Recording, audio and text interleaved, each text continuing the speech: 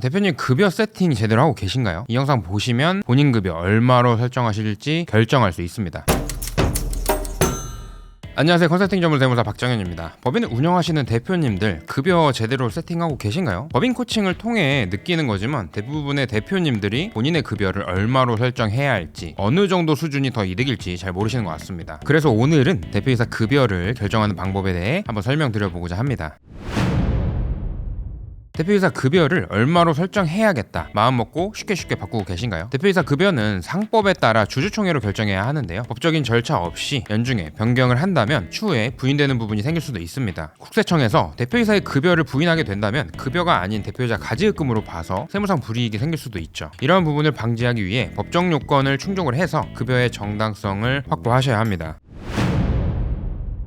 그렇다면 대표이사 급여는 얼마로 설정하는 것이 가장 좋을까요? 대표님들 각자의 상황에 따라 천차만별인데요. 일반적으로 급여는 근로소득, 즉 종합소득 중에 하나에 해당이 되고요. 만약 대표님의 급여 말고도 부동산 임대소득이나 사업소득, 이자 배당소득이 있다면 합산이 되고 세율 구간이 올라가게 될 테니 쉽사리 높이라고 말씀드리기는 어렵습니다. 게다가 함께 올라가는 4대 보험료도 무시할 수는 없겠죠. 그렇기 때문에 전체적인 세율 구간을 판단을 해서 급여 설정을 현명하게 하셔야 합니다.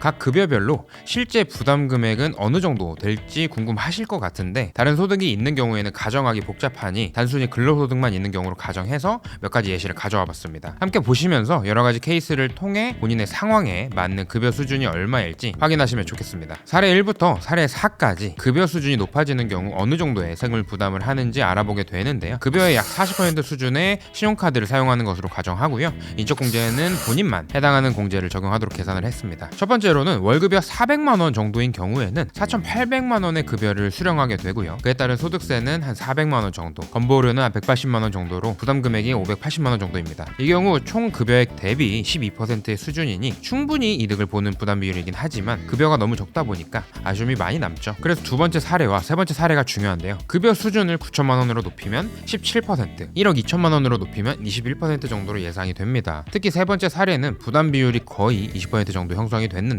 이 20%가 중요한 부분입니다. 대표이사의 급여도 법인에서 비용 처리가 가능한 건 알고 계시죠? 그렇기 때문에 법인세 부담도 함께 고려를 해야 되는 건데요. 일반적인 중소기업의 법인세율은 19%고 지방세까지 하면 20.9%이다 보니까 법인세율인 20.9%에 근접하는 선이 사실상 세금 부담의 최적화 지점이라고 생각이 됩니다. 법인의 비용화도 추구를 하면서 대표이사의 급여도 적지 않은 금액으로 받아갈 수 있는 거죠. 특히 네 번째 사례처럼 급여를 너무 높게 설정을 한다면 세금 및 건보료 부담이 높아져서 오히려 손해를 본다고 생각하실 수도 있습니다. 따라서 너무 높은 급여를 설정하기보다는 전체 구조를 생각한 적절한 급여 수준이 중요한 부분이겠죠.